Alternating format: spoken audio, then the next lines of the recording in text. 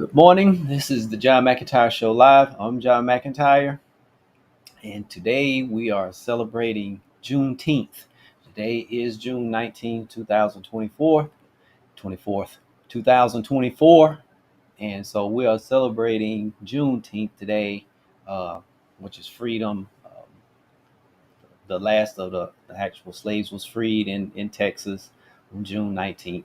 And so we are celebrating that. And what a way to celebrate Juneteenth, talking about financial freedom. I did a post earlier on Facebook, and basically what I was saying was you don't really have true freedom no matter what race, creed, or color without financial freedom. You're bound up financially.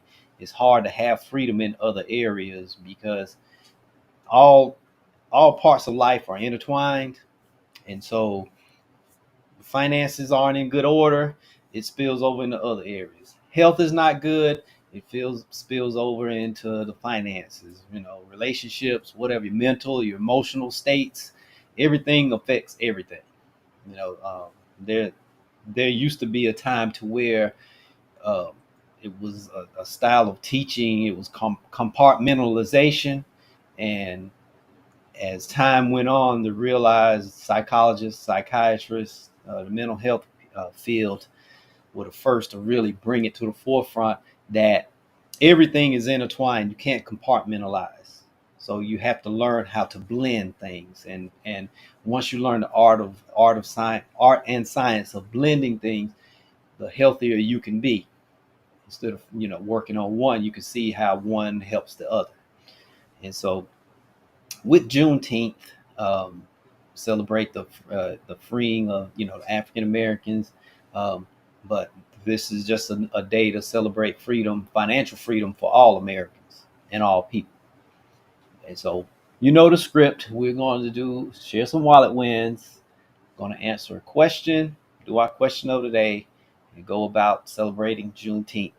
So our first wallet win is I officially retired today. Now I can devote more time to volunteering. That's a good one. Always like to hear that plan behind retirement. Because a lot of people say, I cannot wait till I retire. What are you going to do? I'm just going to sit on my porch and in my rocking chair, and you're not going to live no more than maybe 24 months going that way. Because stats show it constantly. You don't live too much longer after retirement. You worked hard, earned the money, saved, invested, uh, put a lot of time in relationships, and sitting on a porch in a rocking chair is not going to keep you around long. You have to use the body, use the mind, and everything, and that's why a lot of going back to mental health. Uh, one of the one of the biggest ways of mental health, strengthening your mental health, is movement and staying involved and plugged in and engaged and having more goals. So it's good to see, uh, now I can devote more time to volunteering. So, and volunteering is always a passion. Never meet a person that loves volunteering, a person that doesn't have a lot of passion. So this person should do very well in retirement. Wallet win number two, my son received the unused money from his cousin's college savings. Oh, that's a good one. That's a very good one. And I can understand where that's basically coming from, because with college funds, with college savings plans, certain college savings plans, uh, unused money can actually be passed on to a family member. Uh, and what a way to help another family member is to help pay for college. I know if I had a family member to call and say, "Hey, we didn't use all of the money for your cousin's college, so we're going to give that to Bella. I'm going to put a big placard there, put a plaque of them on my wall, maybe outside the house, and say this person is more important than me in this house. They help pay for Bella's college." And so that's that's a serious wallet win. That's a win all the way around. The, the student that's getting the money, and helping out with the family, and also with the one giving. because anytime you're being generous, that's an automatic. That's just it's just good for the soul, good for the mind, body, soul, spirit, everything to be generous. And so that's a win all the way around. That's probably one of the best ones I've heard. I mean, all of them are good to me. That's a real good one. Wallet win number three. This is actually one we were working with clients. That the daughter has taken over paying her mother's long-term care policy because her mom could no longer make the payments. And she'd had the policy for about 20 years, and her daughter was looking for a way to really help mom. We was talking to both of them, and her mom, after looking at the finances, her mom, everything was getting sort of tight there. Now that she's on a fixed income, and so the daughter was like, well, I have plenty of extra money, I'll take care of that. I'm going to take care of the long-term care because that's very important. It's a very important form of insurance later on. And my mom did a good job. She did the right thing buying it earlier, because the earlier you buy it, the cheaper it is. But a lot of times people don't like keep it in the budget or whatever, that they have to keep making that payment as they get older. And so a lot of times, uh, some people drop the policy. They stop paying the policy, and as soon as you stop paying it, it's gone. So that's a lot of money spent to, not use it, to not get anything out of it. But the good thing about it, there are policies now, long-term care, return of premium type of policies out there. I'm actually going to do a show about that, long-term care show. I'm going to have Andre on. We're going to talk about the different types of policies specifically for long-term care. And so, but yeah, that's a serious wallet win. Um, First one officially retired today. Can devote more time to volunteering. Son received unused money from his cousin's college savings. I'm really admiring them. I'm almost envying them. Uh, when number three, daughter has taken over paying her mother's long-term care policy, who can no longer make the payments later in life. So yeah, big wallet wins for today. Share your wallet wins. As you're watching the show, don't forget to chime in. Anything, it's not nothing's too small, nothing's too large. If you just started a savings account, that's a wallet win. If you just started a checking account, that's a wallet win. Took your child with you to the bank to understand what goes on, wallet win. Paying your bills on time for the first time ever, huge wallet win. Whatever is a win for you, it's a win for us. And we want to share them with other people to see that nothing's too small, because like I've said before, that's how you create momentum. You keep doing the small things. That's how wealth is built, financial success, all of it. It's just small actions repeated over and over. So that's I had a mentor who used to say, wealth is pretty much built $1 at a time. So, and he was a multimillionaire, and he said, I started, and he was much much older. I mean, this was late 1998, and he was in his 80s then, and so he was like, your minimum wage was my dream. He says today's minimum wage in 1998 was, man, I would have been like John D. Rockefeller if I'd have making that type of money back when I first started. And he built his wealth from nothing. He was an immigrant from Scotland, and he came to my hometown, and within that time period, he's the largest landowner, and and he owns livestock. He owns the most at the time. He owned the most cattle, had the most land, and owned the most cattle. And he built it basically. An immigrant came to America with nothing by himself, and just off of that pure hard work and that belief in the American dream. And someone like me was able to be mentored by him and to see things from the body. And I learned so much. A lot of things that I talk about, they came from his mentorship. Um, and he basically said, he was like, look, this is not mine. He said, when you pass on something to someone else, it's yours. So you don't even have to give me credit, even though I do give him credit. But he was a great mentor. So yeah, uh, let's get into this question today. Uh, and the question is, I have been working at my job with the same company for 5 years. And I've been in my career for 10 years. I have received the very minimum in annual raises. After doing research, I realized that I am in the bottom 5% of earners for someone who has been in my career for the same amount of time. How do I get my employer to give me a bigger raise? Okay, before we get into this answer, my first part is uh, have to stop waiting for someone to give you something. This is not the economy for waiting to someone come along and say, hey, you've been in the industry, you've been here for 5 years, you've been in the industry for 10 years, so we feel you're entitled to this. It doesn't work that way. I have story after story of people who actually thought that way, and one day the light finally came on, they woke up and it finally hit them. I have to make this happen. So I've said that. Now let me back up. What I always say, there's the top three. There's more than that. There's a lot of great books out there on how to, get a raise, increase your income and everything. But when I talk about it, I have my top three is number one, you have to realize that what you are earning what you are accepting. So now when you realize that, then now you're what I call awake. You are awake and ready to make something. You're taking responsibility, personal responsibility, to say that it's not my boss's fault, it's not my employer's fault, or if you're in business, it's not my client's fault, it's not my customer's fault or anyone. I am where I am because this is where I am accepting to be, and it is my choice, my decision.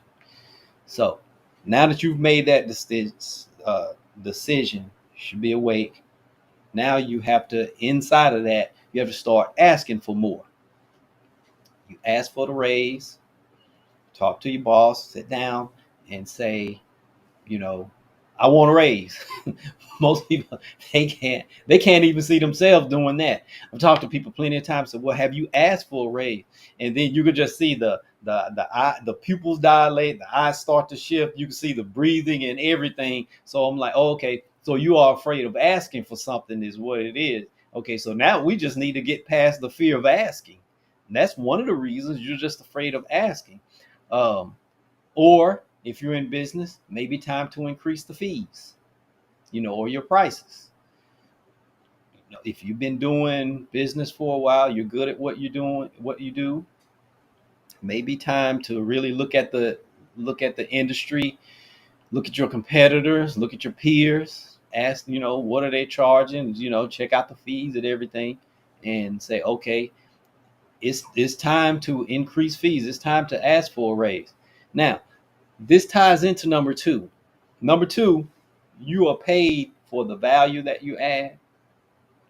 Zig Ziglar said that in order for you to get what you want, you have to give people what they want. And this is America. Well, this is a global economy. We can't even say America. We can't say that anymore. Around the world, you're paid for value. Because everything is so connected now. The person that has the largest internet business is the person that provides the most value on the internet, the most perceived value, and they are letting people know their value, and the people value. They're providing a good product, a good service, whatever they're providing is highly valued, and it adds value to the user. So if you're working in this particular situation, I take that this is someone that works for an employer. It's time for the conversation with your manager, your boss, whoever. It's time to ask them,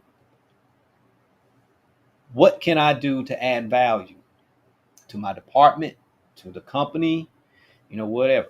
If you have your own business, it's time to talk to the clients and ask the client, not that simple, how am I doing? Not that. That's too vague. That's too shallow. Because most of the time, what are they going to say?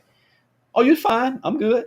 And that's what they're going to say, because it's sort of like a cliche question. They're going to give you the cliche answer.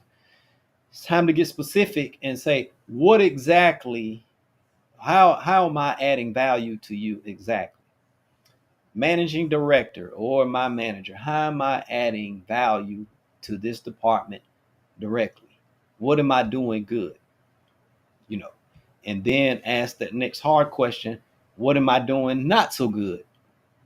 Because it's written down somewhere anyway, especially because they do reviews all the time. Your file is not all full of flowers.